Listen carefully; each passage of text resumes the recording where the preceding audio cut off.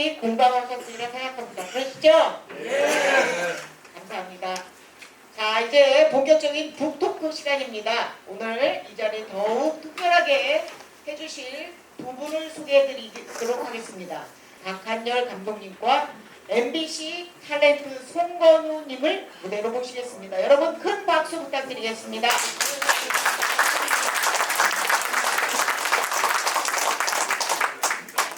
안녕하세요. 반갑습니다. 저는 박한열입니다. 네, 안녕하세요. 배우 송건우 인사드리겠습니다. 네. 반갑습니다. 우리 황국연 박사님. 근데 우리 황국연 박사님은 한의학 박사시잖아요. 그리고 제가 알기로는 충청도에서 유일한 한의학 박사십니다. 금산 분들은 박사님이라고 부르는 분이 없는 것 같아요. 그래서 왜 이러지? why? 근데 저 같은 경우는 친구들과 통화할 때 항상 황 박사, 어떨 때는 황 박사님 이렇게 농담다고 그러는데 분명한 황국연 한의학 박사십니다. 예, 여기까지 오라는데 얼마나 힘들으셨겠어요. 하여튼 오늘 제가 축하드리면서 황국연 박사님, 우리가 저하고 만난 지가 한 20년 됐죠. 우리 박 감독님을 만난 거는 2006년 처음 금산군 의원을 출마했을 때였어요. 예, 저희 캠프에서 아주 중요한 일을 그렇게 해주셨고, 예, 그 다음에 이제 잠깐 떨어져 있었어요. 그래서 다른 분에게 잠깐 제가 빌려드렸는데, 빌려 가신 분이 계속 안 돌려주시는 거예요. 그래서 언젠가는 뭐 이렇게 자연스럽게 또 때가 되면 또 만나겠지 이렇게 기다리고 있었어요. 그 세월이 20년이 되었습니다. 근데 서로 그렇게 정치적인 동지로 과거에서 현재까지 이렇게 왔는데, 요번에 이제 저에게 좋은 일이 일어날 수 있는 그런 여러 가지 일을 많이 도와주셔서 정말 너무 감사드립니다. 아닙니다. 저를 불러주셔서 제가 고맙습니다. 그리고 오늘 이제 여기 MBC 탤런트, MBC 19기 탤런트이신데요. 제가 감독했던 23기입니다. 23기인가요? 네, 제가 감독했던 영화에서 세종대왕 역으로 또 주인공도 하셨던 분이시고, 옛날에 뭐 사랑과 전쟁부터 해서 엄청난 드라마. 전쟁과 사랑입니다. 최근에 몇 년 전에 한 그 드라마가 뭐였죠? 워킹맘 육아내기였습니다. 거기 워킹맘 유아대에서 그 캐릭터가 오범부장이었죠. 나쁜 역이죠. 나쁜 악역. 네. 네. 그렇군요. 제가 제 인사를 드려드리겠습니까? 짤막하게 뭐. 네, 안녕하세요. 저는 MBC 23기 공채 탤런트고요.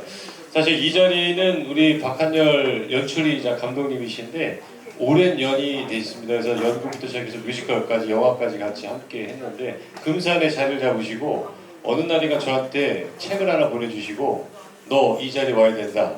이 자리가 어딥니까? 북콘서트다. 북콘서트요? 감독님 이걸 왜 하세요? 했더니 내가 아는 지인이 이번에 금산이죠.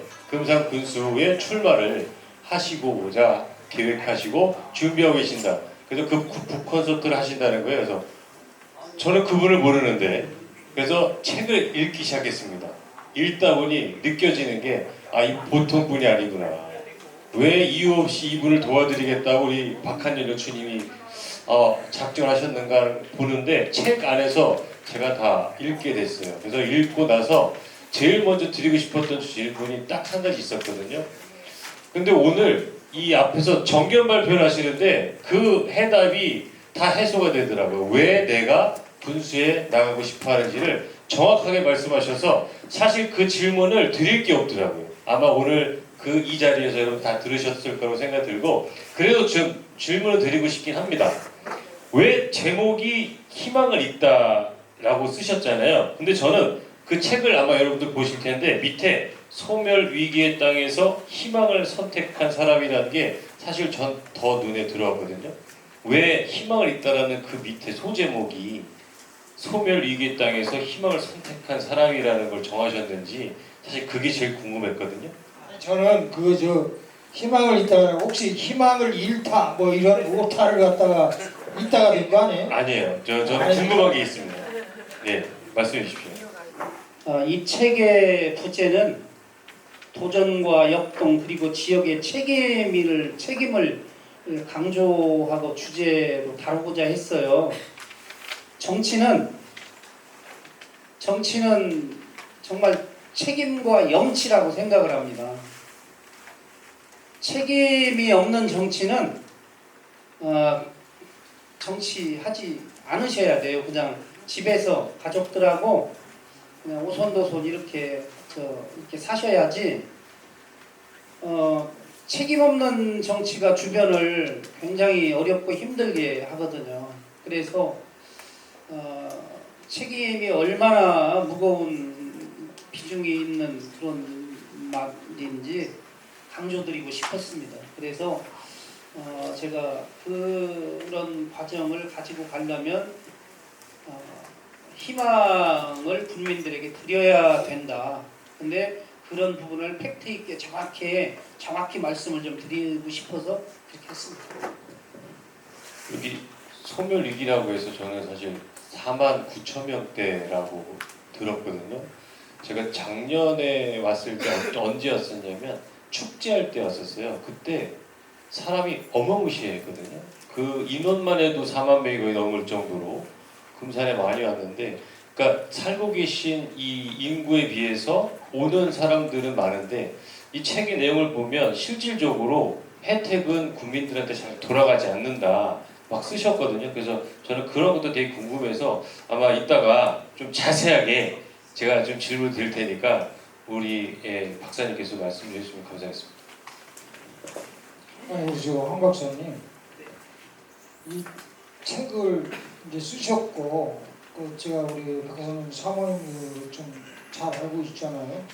어찌다 그랬지만 이 책을 출판하고 나서 우리 사모님이 뭐라고 하시던가요? 왜 이딴 걸 쓰냐? 도대체 당신 왜 그러냐? 뭐 그런 말 안 했어요? 제가 이제 책을 이렇게 써서 이제 책을 인수를 받아왔어요. 인수를 받아서 집에 보관을 하고 있는데 저희 집사람이 이렇게 책을 자기 전에 조금씩 읽는 거 같더라고요.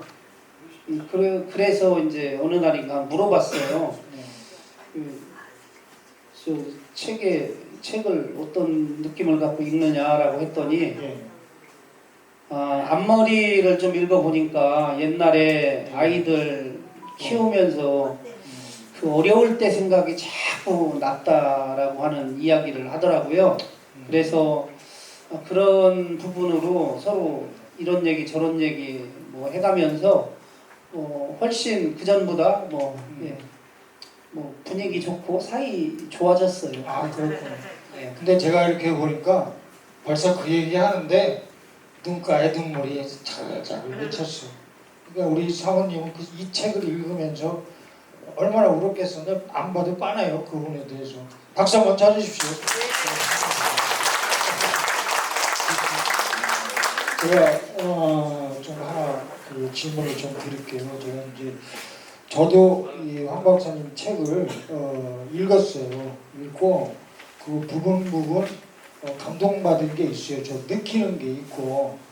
그러니까 예전에 저는 뭐 유신선 선생님의 해 뜨는 지평선 회고록도 한 2번, 3번 통독을 했고, 또 우리 충청도 출신 대통령 출신 그 윤보선 대통령 회고록도 제가 한 2번 통독을 했고, 또 우리 이해찬 전 총리님의 회고록도 제가 읽었고, 뭐 김종필 총리님의 회고록도 읽었고, 그런 회고록들을 사실 많이 읽었어요. 작가로. 그리고 우리 물론 이제 유신선 선생님도 고향 어른이시지만은 또 우리 황국연 박사 최근에 쓴 이 책을 보고 이게 사실 얇잖아요. 180쪽 정도 되는데 이 작은 거 안에 정말 많은 거 자기 진심을 다 담았어요.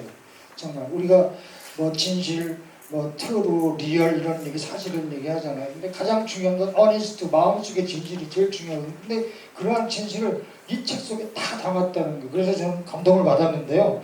그래서 저는 이 책을 읽다 보니까 박사님 자강불식이라는 그런 말이 생각이 나더라고요. 자강불식, 스스로 계속 공부하고 학습하고 연구하고 고생하면서 스스로 지금까지 성장시켜 왔잖아요. 근데 그런 그 어려운 시절이 정말 많았을 텐데 그 중에 나 이때 이거 정말 힘들었어. 뭐 그런 게 있었을 거예요. 그죠? 그것이 무엇입니까? 좀 한번 얘기 들어봅시다. 예.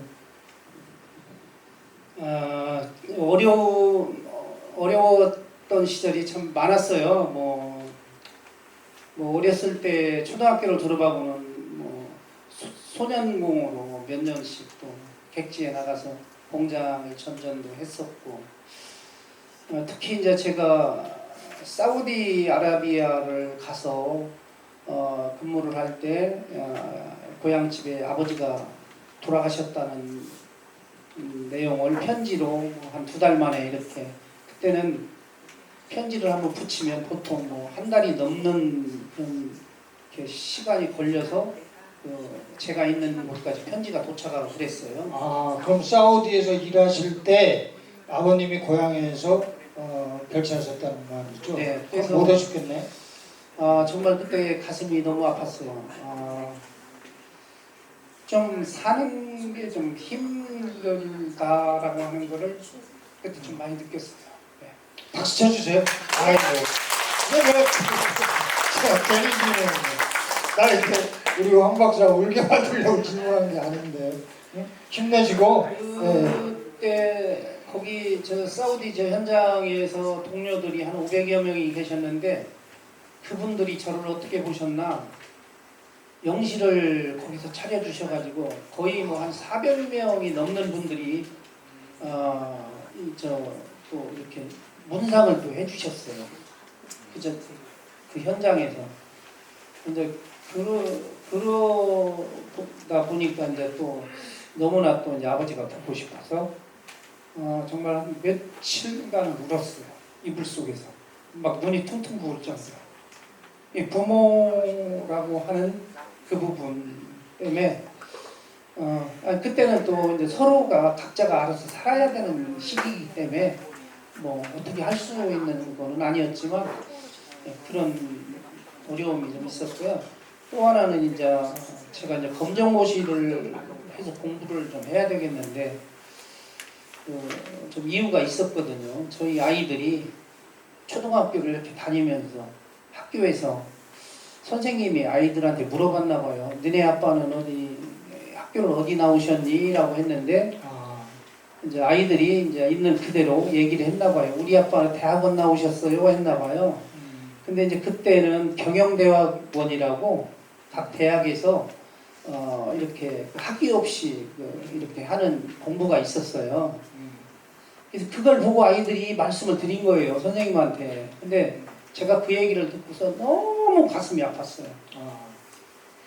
아니, 정말 저 자신이 너무 참 제가 창피했고 아이들한테. 근데 또 이제 공부를 하고는 싶은데 제가 아이들이 기회를 더 많이 갖고 더 많이 공부를 해서 세상에 나가야 되는데, 내가 이거 뭐 버리도 변변치 않은데 이거를 내가 쓰면 아이들이 기회를 갖지 못하면 어떡하나, 그런 부분들이 상당히 괴로웠죠. 그래서 이제 자제분들을 위해서 늦게 이제 공부를 학습을 이제 시작을 하게 되신 거군요. 그렇죠? 네, 그렇습니다. 자, 다음 우리 저기 선스탄 질문 한번 해주시죠.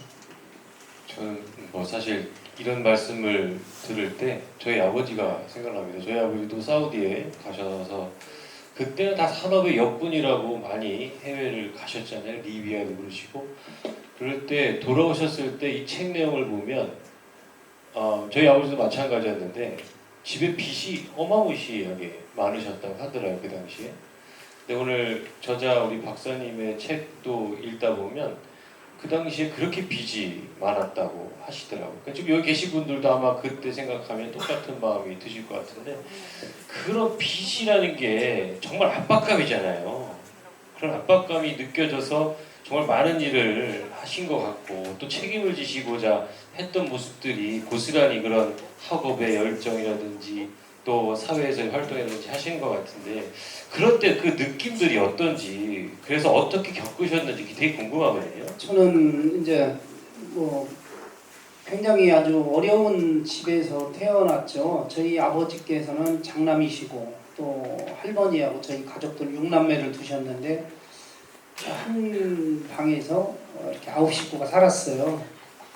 이제 어렸을 때 기억이 어머니는 새야 파랑새야 녹두밭에 앉지 마라 녹두꽃이 떨어지면 청보장사 울고 간다라는 방에서 이불을 꿰매면 꼭 그 노래를 부르시더라고요. 근데 저는 그 노래가 그렇게 좋더라고요. 또 따라 부르고 5살 6살 먹었을 때 이제 그렇게 생활을 했어요. 근데 아까 제가 사우디에서 귀국을 해서 봤더니 제가 상홍리 사람이에요. 거기에서 지금까지 64년 살았지만 그 당시에 집 한 채가 500만 원이 가는데 집 세 채 값이 빚으로 있더라고요.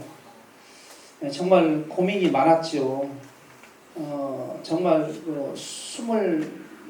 20대 초반에 제 아내가 저만 믿고 와서 이렇게 있는데 이 빚더미 속에서 이걸 어떻게 해야 되는지 그래도 저는 그런 생각이었어요. 부모 자식 간이잖아요. 아버지가 한 일이 내 일이고 내 일이 아버지 일이고 이 책임은 내가 져야 된다. 그래서 제가 대소소에 가서 물어봤어요. 물어봤더니 그렇게 집에서 살고 싶으면 이 빚을 갚아야 된다.